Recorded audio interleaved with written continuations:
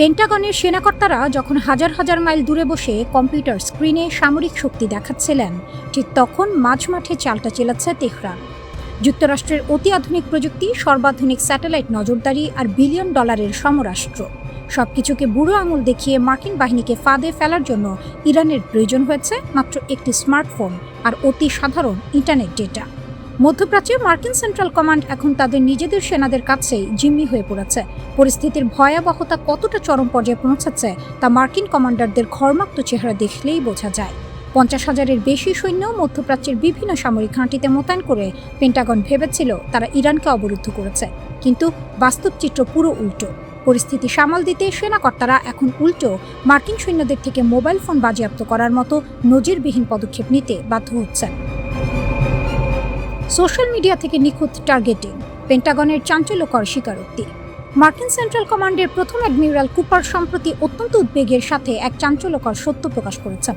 তিনি স্বীকার করেছেন, মার্কিন সৈন্যরা না বুঝে সোশ্যাল মিডিয়ায় যেসব পোস্ট, ভিডিও বা লাইভ লোকেশন শেয়ার করছে, ইরানের ইসলামী বিপ্লবী গার্ড বাহিনী IRGC ঠিক সেই ওপেন সোর্স ইন্টেলিজেন্স ব্যবহার করে রিয়েল টাইম টার্গেটিং নিশ্চিত করছে। ইনস্টাগ্রাম পোস্টের প্রাণঘাতী খেসারত। গত 17 জুলাই জর্ডানের মুয়াফাক সালতি মার্কিন বিমান ঘাঁটিতে যখন ইরানের তৈরি আত্মঘাতী ড্রোন ও ব্যালিস্টিক মিসাইল আছড়ে পড়ছিল, তখন মার্কিন সৈন্যরা দৌড়ে গিয়ে একটি বাংকারে আশ্রয় নিচ্ছিল। মেটা স্মার্ট গ্লাসের ফাঁদ। দুর্ভাগ্যজনকভাবে এক মার্কিন সেনা চোখে পড়েছিলেন মেটা স্মার্ট গ্লাস। বাংকারে পালানোর সেই দৃশ্য ক্যামেরাবন্দি হয়ে সোজা ইনস্টাগ্রামে আপলোড হয়ে যায়। নিখুঁত হামলা। ওই মেটা গ্লাসের ভিডিও আর সৈন্যদের পোস্ট করা অবস্থান দেখেই IRGC বুঝে যায় পেন্টাগনের হাই প্রোফাইল বাংকারের নিখুঁত স্থানাঙ্ক। পরের কয়েক ঘন্টার মধ্যে আরও নিখুঁত টার্গেটিংয়ে গুড়িয়ে যায় মার্কিন আস্তানা, যার ফলে অন্তত 3 জন মার্কিন সেনা প্রাণ হারায় এবং বহু সৈন্য মারাত্মক আহত হয়। হতাহতের খতিয়ানও আমেরিকার অস্ত্রাগারের শূন্যতা। 2026 সালের 28 ফেব্রুয়ারি সংঘাত নতুন মোড় নেওয়ার পর থেকে মার্কিন বাহিনীর ক্ষয়ক্ষতি কেবল বেড়েই চলেছে। এই রক্তক্ষয়ী সংঘাতের কারণে এ পর্যন্ত কমপক্ষে 18 জন মার্কিন সেনা নিহত হয়েছেন এবং আহত হয়েছেন 6 শতাধিক সৈন্য। জর্ডান, কুয়েত, বাহরাইন ও ইরাকের ঘাঁটিগুলোতে থাকা মার্কিনীদের জন্য প্রতিটি মুহূর্ত এখন আতঙ্কের। তবে পেন্টাগনের মূল আতঙ্ক শুধু সেনা হতাহত নিয়ে নয়, আসল উদ্বেগ তৈরি হয়েছে নিজেদের আকাশ প্রতিরক্ষা ব্যবস্থার নজিরবিহীন ঘাটতি নিয়ে। যুক্তরাষ্ট্রভিত্তিক think tank centre for strategic and international স্টাডিজের রিপোর্টে প্রকাশ পেয়েছে যে ইরানের অবিরত ড্রোন ও মিসাইল হামলা ঠেকানোর মতো পর্যাপ্ত ইন্টারসেপ্টর মিসাইল আমেরিকার কাছে আর নেই। বর্তমানে মার্কিন বাহিনীর হাতে অবশিষ্ট রয়েছে 1000-টিরও কম প্যাট্রিয়ট মডেলের ইন্টারসেপ্টর মিসাইল।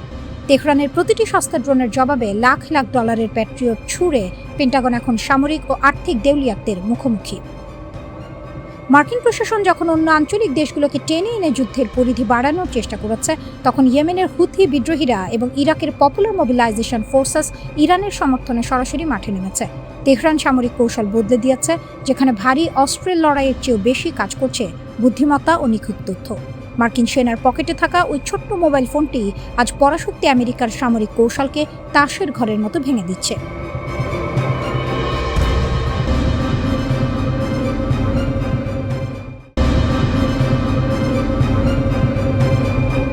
আকাশযুদ্ধের সমীকরণ পাল্টে দিতে তেহরানের মাস্টার স্ট্রোক।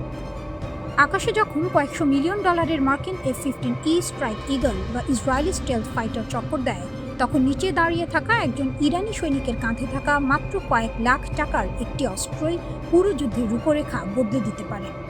খামেনির রাডার ধ্বংস হতে পারে, S-300 মিসাইল ব্যাটারি গুড়িয়ে যেতে পারে, কিন্তু কাঁধে বহনযোগ্য এই ছোট্ট ম্যানপ্যাডসকে রাডারে ধরে ধ্বংস করা প্রায় অসম্ভব।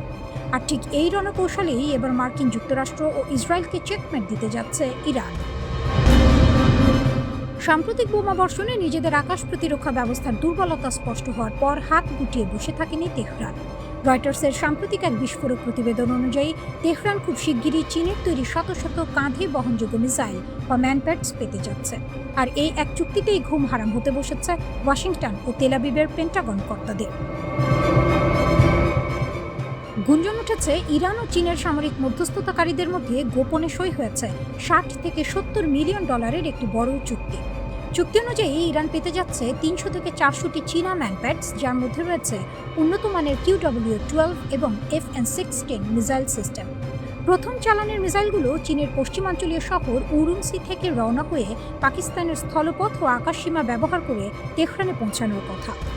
যদিও বেইজিং এই খবরকে সম্পূর্ণ ভিত্তিহীন বলে উড়িয়ে দিয়েছে এবং পাকিস্তানের ISPR এই খবরকে মন গড়া ও ভুয়া বলে দাবি করেছে, তবুও ওয়াশিংটনের স্যাটেলাইট ও গোয়েন্দা নজরদারি বলছে ভিন্ন কথা।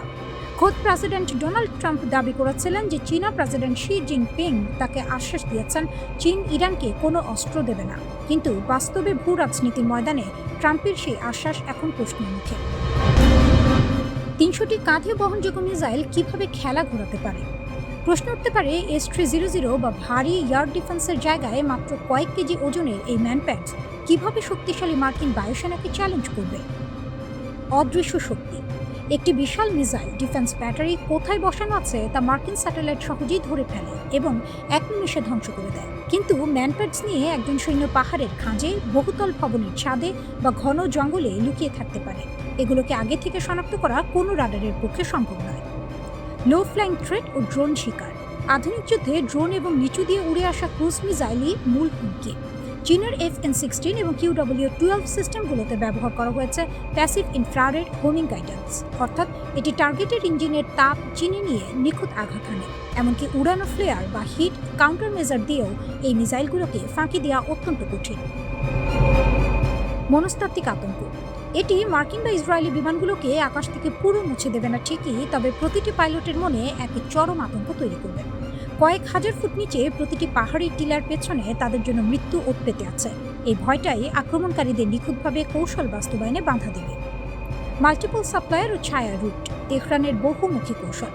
ফাইন্যান্সিয়াল টাইমসের এক রিপোর্টে আগেই প্রকাশ পেয়েছিল যে রাশিয়ার কাছ থেকে প্রায় 500 মিলিয়ন ইউরোর বিনিময়ে 500টি ভার্বাল লঞ্চার এবং 2500টি মিসাইল কেনার চুক্তি সেরেছে ইরান।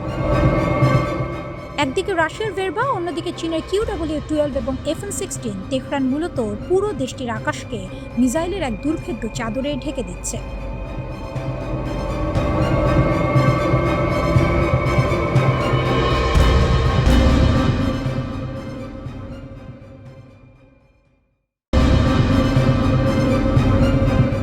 পেন্টাগনের ম্যাপে এখন এমন কিছু লাল বৃত্ত আঁকা হয়েছে যার কেন্দ্রে তেহরান।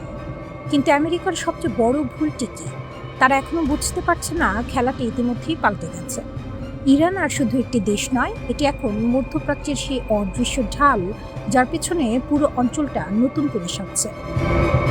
পশ্চিমা বিশ্ব কতদিন ইরানকে চাপে রাখার চেষ্টা করছে। নিষেধাজ্ঞা, হুমকি, গোয়েন্দা অভিযান কিছুই বাদ যায়নি। যেখানে তারা দেয়াল দেখতে চেয়েছিল সেখানে ইরান নিজেরই একটি দুর্গ বানিয়ে ফেলেছে এবং সেই দুর্গের নাম পারমাণবিক নিরাপত্তা। শোনা যাচ্ছে ইরানের ভূগর্ভস্থ ল্যাবগুলোতে এখন কাজ চলছে পুরোদমে। যুদ্ধের এই বিশৃঙ্খলার মধ্যে যখন সবার চোখ গাজায়, তখন তেহরান চুপচাপ একটি কাজ সেরে ফেলেছে। 60% সমৃদ্ধ ইউরেনিয়াম, যা আগেই ছিল, তাকে মাত্র কয়েকদিনের ব্যবধানে 90% নিয়ে যাওয়া সম্ভব। বৈজ্ঞানিকভাবে এটি কঠিন নয়, সময়ের ব্যাপার মাত্র। আর আন্তর্জাতিক পরমাণু পর্যবেক্ষকদের হিসাব বলছে 440 কেজি উচ্চমানের ইউরেনিয়াম দিয়ে 9 থেকে 12টি পারমাণবিক ওয়ারহেড তৈরি করা যায়। 12টি, যার বেশিরভাগই এখন পাহাড়ের গভীরে, পেন্টাগনের কোনো বোমার নাগালের বাইরে। এটা আর শুধু সম্ভাবনা নয়, এটি একটি বাস্তবতা যা পশ্চিমা সামরিক বিশ্লেষকদের ঘুম হারাম করে দিয়েছে। এখানে একটি রাজনৈতিক মোড়ও কাজ করছে। আয়াতুল্লাহ খামেনির ঐতিহাসিক ফতোয়া, যেখানে পারমাণবিক অস্ত্র নির্মাণ নিষিদ্ধ ছিল, সেটি এখন আর পুরোপুরি কার্যকর নয়, কারণ মুস্তফা খামেনি এবং রিভলিউশনারি গার্ডের নতুন প্রজন্মের হার্ডলাইনাররা মনে করেন উত্তর কোরিয়ার মতো নিউক্লিয়ার ছাতা না থাকলে আমেরিকা ও ইসরায়েলের আক্রমণ কখনোই স্থায়ীভাবে ঠেকানো যাবে না। তারা বুঝতে পেরেছেন আন্তর্জাতিক আইন শুধু তাদের জন্য শিকল, পশ্চিমার জন্য নয়। তাই নিয়ম ভাঙার আগে নিজেদের রক্ষা করার অধিকার তাদের আছে এবং তারা সেই অধিকারটাই প্রয়োগ করছেন। ইরানের হাতে ইতিমধ্যেই রয়েছে মধ্যপ্রাচ্যের সবচেয়ে শক্তিশালী ব্যালিস্টিক এবং হাইপারসনিক মিসাইল বহর ফাত্তা সিরিজ। এগুলোর গতি, নির্ভুলতা এবং এড়িয়ে যাওয়ার ক্ষমতা ইতিমধ্যেই প্রমাণিত। এবার এই মিসাইলগুলোর সঙ্গে পারমাণবিক ওয়ারহেড যুক্ত হয়ে গেলে কি হবে? মধ্যপ্রাচ্যের যে কোনো মার্কিন ঘাঁটি যে কোনো মুহূর্তে মাত্র কয়েক মিনিটের নোটিসে ছাই হয়ে যাওয়ার সম্ভাবনা তৈরি হবে। এটি শুধু একটি সামরিক সক্ষমতা নয়, এটি একটি ভৌগোলিক গেম চেঞ্জার। মধ্যপ্রাচ্যে আমেরিকার একক মোড়লগিরির দিন শেষ। ওয়াশিংটন এখন আর সহজে ইরানের ভূখণ্ডে হামলার সাহস দেখাতে পারবে না, কারণ প্রতিশোধের ভয় এখন পারমাণবিক। ইরান শুধু নিজেকে রক্ষা করছে না, পুরো অঞ্চলটাকে একটি নতুন ভারসাম্যের দিকে ঠেলে দিচ্ছে, যেখানে পশ্চিমা হস্তক্ষেপের মূল্য অনেক বেশি। আনুষ্ঠানিক ঘোষণা হোক বা না হোক, বাস্তবতা হলো তেহরান এখন ডি ফ্যাক্টো পারমাণবিক শক্তিধর রাষ্ট্র, এবং এই পরিবর্তনটি দ্বিতীয় বিশ্বযুদ্ধের পর বিশ্ব রাজনীতির সবচেয়ে বড় সামরিক রূপান্তরগুলোর একটি। পশ্চিমা বিশ্ব এখন হাত পা ঠান্ডা করে বসে আছে, কারণ তারা বুঝতে পেরেছে ইরান আর শুধু প্রতিরোধ করছে না, ইরান এখন নিয়ন্ত্রণ করছে। একটি অদৃশ্য কিন্তু অত্যন্ত শক্তিশালী পারমাণবিক ছাতার নিচে তেহরান মধ্যপ্রাচ্যের নতুন গার্ডিয়ান হয়ে উঠেছে। আর এই গার্ডিয়ানের মুখোমুখি হতে গিয়েই শিউরে উঠেছে পুরো পশ্চিমা বিশ্ব, কারণ তারা জানে এবারের খেলায় হার জিতের হিসাব আর আগের মতো নয়। ইরান কি তবে ইতিমধ্যে পারমাণবিক ক্লাবে ঢুকে পড়েছে?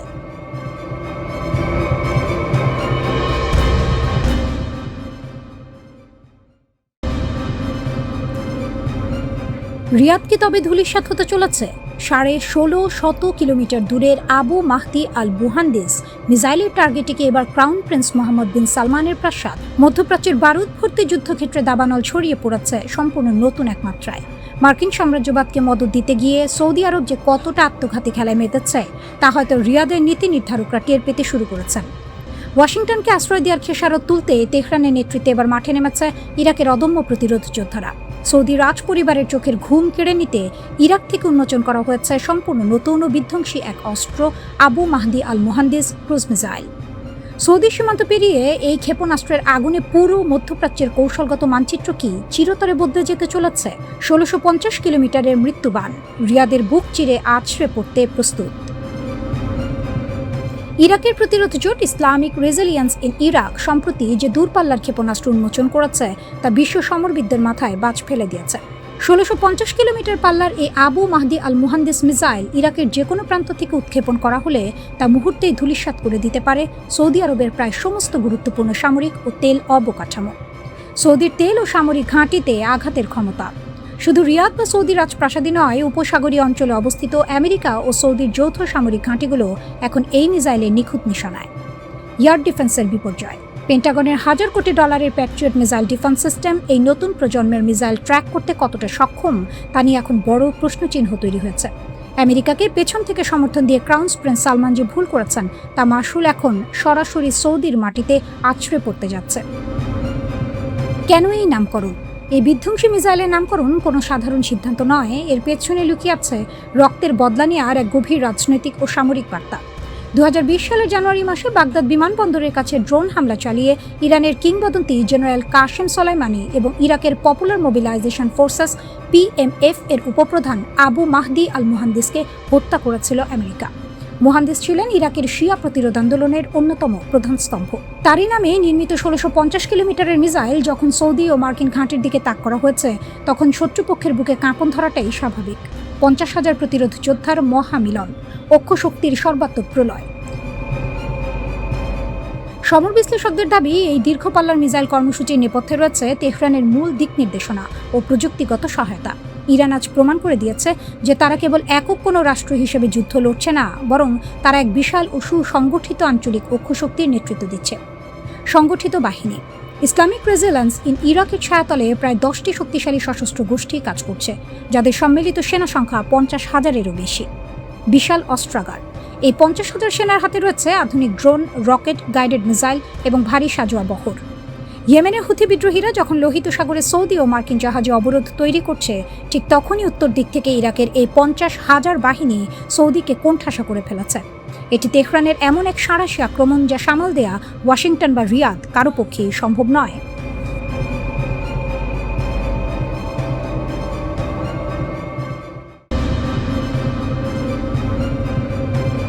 বিশ্বের অন্যতম সেরা এলিট ফোর্সের বিরুদ্ধে ইরানের এক অভিনব আন্ডারগ্রাউন্ড গেম প্ল্যান।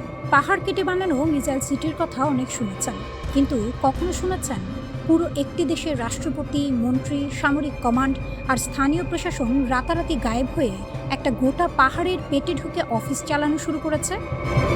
পেন্টাগন আর CIA যখন ইরানের শীর্ষ নেতাদের ওপর গুপ্ত হত্যার নিখুঁত রেকি সাজাচ্ছিল, ঠিক তখনই তেহরান চেলাচ্ছে ইতিহাসের সবচেয়ে অপ্রত্যাশিত চাল।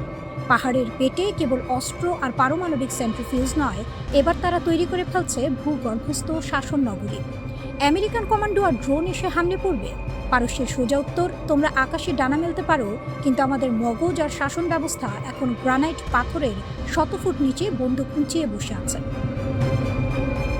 পাহাড়ের ভেতরে শ্যাডো গভর্নমেন্ট।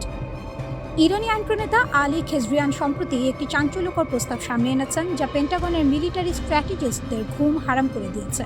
তেহরান থেকে শুরু করে প্রতিটি প্রাদেশিক রাজধানী, সব জায়গার শীর্ষ নেতাদের জন্য পাহাড়ের গভীরে তৈরি হচ্ছে সুরক্ষিত প্রশাসনিক দুর্গ। কেন এই পদক্ষেপ?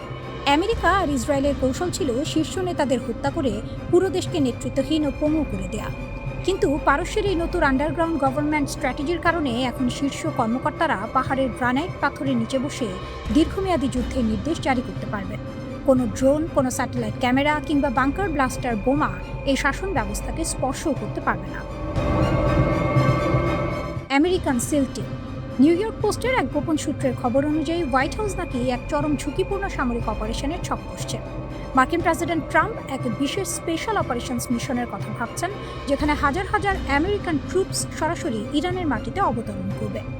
লক্ষ্য ইস্পাহান, ফোর্দো আর রহস্যময় পিক্যাক্স মাউন্টেন এর ভূগর্ভস্থ ল্যাবগুলো দখল করে ইরানের ইউরেনিয়াম মজুদ ছিনিয়ে নেওয়া। আমেরিকার সবচেয়ে এলিট ফোর্স সিল টিম 6 এর সিলভার স্কোয়াড্রন এবং ইউএস আর্মির 2য় রেঞ্জার ব্যাটালিয়ন, তাদের কাজ হবে বিস্ফোরক দিয়ে পাহাড়ের সুড়ঙ্গ উড়িয়ে ভেতরে ঢোকা এবং ইউরেনিয়াম ছিনিয়ে আনা। কিন্তু পেন্টাগনের শীর্ষ জেনারেলরাও ভালো করে জানেন এটা কোনো সিনেমা নয়। পারস্যের পাহাড়ের পেটে হাজার হাজার ট্রুপস নামিয়ে ইউরেনিয়াম চুরি করে বেঁচে ফেরা মানে সরাসরি জাহান্নামের দরজায় টোকা দেয়া। পিক্যাক্স মাউন্টেন বোমার মুখেও অক্ষত রহস্যময় দুর্গ। 2025 সালের জুনে ইসরায়েল আর আমেরিকা মিলে ইরানের 3টি মূল পারমাণবিক কেন্দ্রে দফায় দফায় হামলা চালিয়েছিল। পশ্চিমারা ভেবেছিল তারা তেহরানের পারমাণবিক স্বপ্ন ধূলিসাৎ করে দিয়েছে। কিন্তু ইসরায়েলি গোয়েন্দাদেরই এক সাম্প্রতিক রিপোর্ট ফাঁস হয়ে গেছে ওয়াল স্ট্রিট জার্নালে।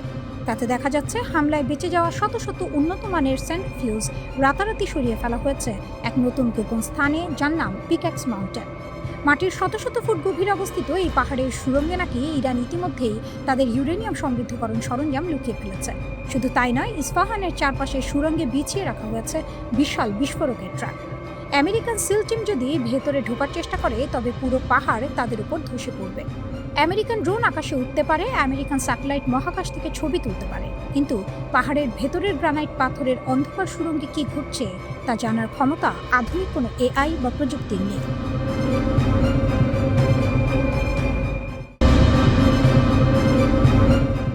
ইরানের ব্যালিস্টিক থাবায় যুক্তরাষ্ট্রের অহংকার চূর্ণ।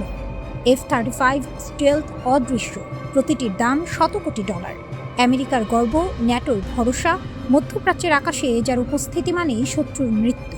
কিন্তু এবার সেই F-35 এর গায়ে আগুন লাগলো জর্ডানের মুওয়াফাক আজ সালতি ঘাঁটিতে, ইরানের ব্যালিস্টিক ক্ষেপণাস্ত্রের আঘাতে। 3টি সম্পূর্ণ ভস্মীভূত, আরও 3টি গুরুতর ক্ষতিগ্রস্ত, সাথে মার্কিন অফিসার ও প্রযুক্তিবিদদের প্রাণহানি। পুরো পশ্চিমা সামরিক জগতের জন্য সতর্কবার্তা। আকাশের রাজা কি মাটিতে পড়ল? ইরানের Islamic revolutionary guard corps IRGC দাবি করেছে তাদের অ্যারোস্পেস ফোর্স একাধিক ব্যালিস্টিক ক্ষেপণাস্ত্র নিক্ষেপ করেছে জর্ডানের আল আসফা ঘাঁটিতে। লক্ষ্য ছিল F-35 এর মোতায়েন র্যাম্প এবং রক্ষণাবেক্ষণ হ্যাঙ্গার। মার্কিন যুক্তরাষ্ট্রের সবচেয়ে ব্যয়বহুল, সবচেয়ে আধুনিক, সবচেয়ে অপরাজেয় বলে পরিচিত যুদ্ধ বিমান। কিন্তু ইরানের ক্ষেপণাস্ত্র সে অপরাজেয়ত্বের কাঠিন্য ভেঙে দিয়েছে। F-35 নিয়ে পশ্চিমা প্রচারণার যে অহংকার, সেই অহংকারে গভীর ফাটল ধরল, আর সেই ফাটল তৈরি করেছে তেহরান। এই হামলার পেছনে আছে ব্যক্তিগত প্রতিশোধ, মানবিক আবেগ। IRGC স্পষ্ট করে দিয়েছে এই আঘাত ছিল মার্কিন হামলার জবাব। যুক্তরাষ্ট্র ইরানের কেশম দ্বীপে বুশের ফার্স প্রদেশে আবাসিক এলাকায় হামলা চালিয়েছিল। সেই হামলায় এক পরিবারের বাবা-মা এবং তাদের 2 বছরের শিশুকন্যা নিহত হয়। বদলা নিতেই তেহরান ছোড়ে ব্যালিস্টিক ক্ষেপণাস্ত্র। কিন্তু এই যুদ্ধের সবচেয়ে দুর্ভাগ্যজনক অবস্থানে আছে জর্ডান। টানা 4র্থ দিন ইরানের ক্ষেপণাস্ত্র জর্ডানের আকাশ অতিক্রম করছে। জর্ডানের সামরিক বাহিনী 5টি ক্ষেপণাস্ত্র আটকে ধ্বংস করেছে।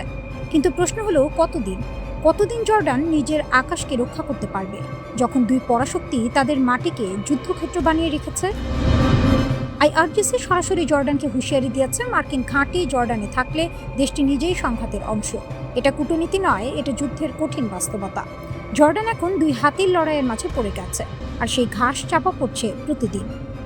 আরও একটি চাঞ্চল্যকর খবর, ইরানের রাষ্ট্রীয় ফার্স নিউজ এজেন্সি দাবি করেছে যুক্তরাষ্ট্র ব্যর্থ হয়ে ক্ষেপণাস্ত্র আটকাতে তখন জার্মান ও ফরাসি যুদ্ধবিমান জর্ডানের দিকে ছুটে এসেছে। ইউরোপীয় সামরিক শক্তি মধ্যপ্রাচ্যে নামছে। এটা আর দ্বিপাক্ষিক সংঘাত নয়, এটা বহুপাক্ষিক যুদ্ধে রূপ নিচ্ছে। যদি সত্যি হয় তাহলে মধ্যপ্রাচ্যের আকাশে এখন America, Iran, Jordan, Germany, France সবাই। কুয়েতে মারাত্মক হামলা, সমুদ্রপথে উত্তেজনা বাড়ছে। এই সংঘাত আর আঞ্চলিক নয়, এটা বৈশ্বিক হতে চলেছে। কেশ, কিশ, বন্দর আব্বাস, আবদান, বুশে, দক্ষিণ ইরানের একাধিক স্থানে বিস্ফোরণের শব্দ। যুক্তরাষ্ট্র বলছে তারা শক্তিশালী হামলা চালিয়েছে, কিন্তু আইআরজিসি বলছে প্রতিশোধ এখনও শেষ হয়নি। এই পাল্টাপাল্টি আঘাতের মধ্যে একটি বড় ছবি ফুটে উঠছে। ইরান এখন আর সেই দেশ নয় যে শুধু প্রক্সি দিয়ে যুদ্ধ করে। ইরান এখন সরাসরি মার্কিন সামরিক সম্পদে আঘাত হানছে, তাদের সবচেয়ে মূল্যবান সম্পদে, তাদের ঘাঁটিতে, তাদের মিত্রের মাটিতে। এটা একটা নতুন ধরনের সাহস, একটা নতুন ধরনের কূটনীতি, যেখানে ভাষা হলো ব্যালিস্টিক ক্ষেপণাস্ত্রের। আমেরিকার শত কোটি ডলারের প্রযুক্তি, তার অহংকার, তার অপরাজয়ত্বের গল্প সবটাই এখন প্রশ্নবিদ্ধ। ইরান দেখিয়ে দিয়েছে সস্তা কিন্তু কার্যকর ক্ষেপণাস্ত্র দিয়েও পশ্চিমা সামরিক শ্রেষ্ঠত্বকে চ্যালেঞ্জ করা যায়। সবচেয়ে বড় কথা, ইরান এখন থামছে না, প্রতিটি মার্কিন হামলার জবাব দিচ্ছে। জর্ডানের আকাশে, কুয়েতের মাটিতে, ইউরোপের বিমানে। যুদ্ধের সীমানা প্রতিদিন বাড়ছে। বিশ্বকে একটা বড় যুদ্ধের দ্বারপ্রান্তে দাঁড়িয়ে আছে, সময়ই বলে দেবে।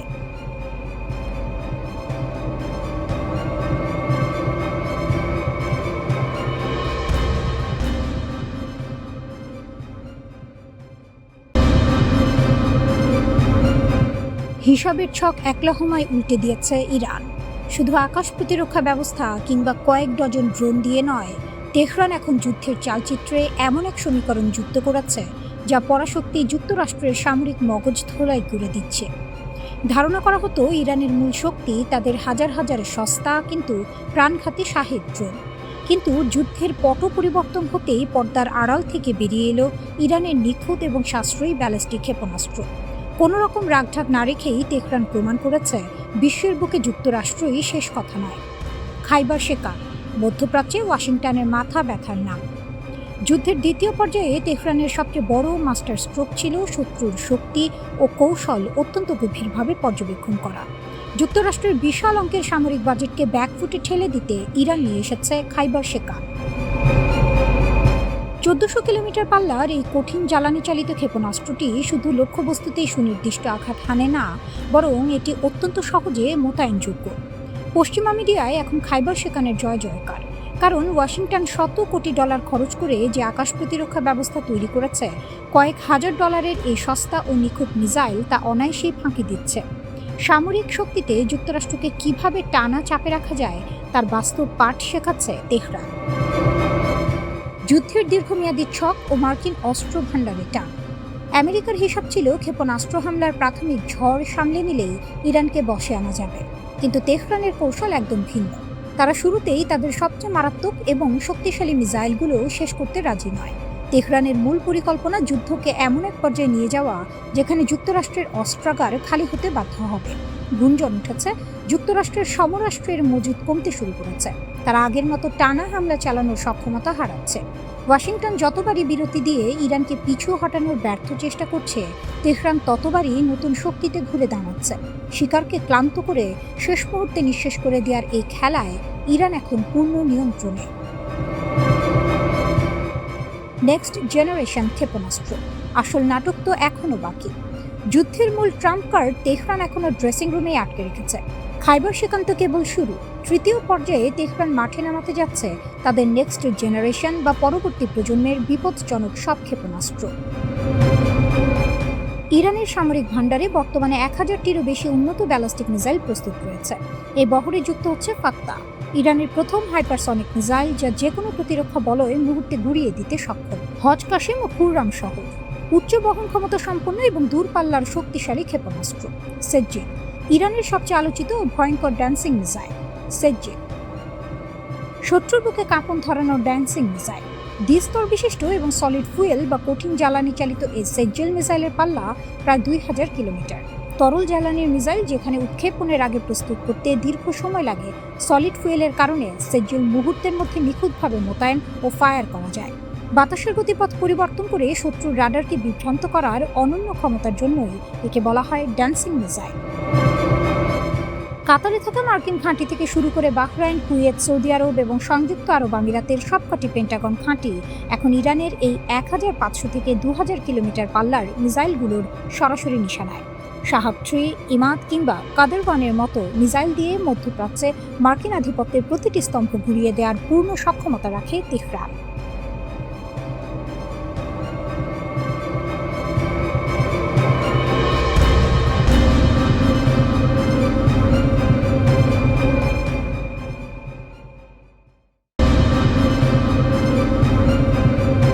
আমেরিকার সবচেয়ে গুরুত্বপূর্ণ আকাশ প্রতিরক্ষা অস্ত্র প্যাট্রিয়ট ও থার্ড ক্ষেপণাস্ত্র ভাণ্ডার দ্রুত ফুরিয়ে যাচ্ছে।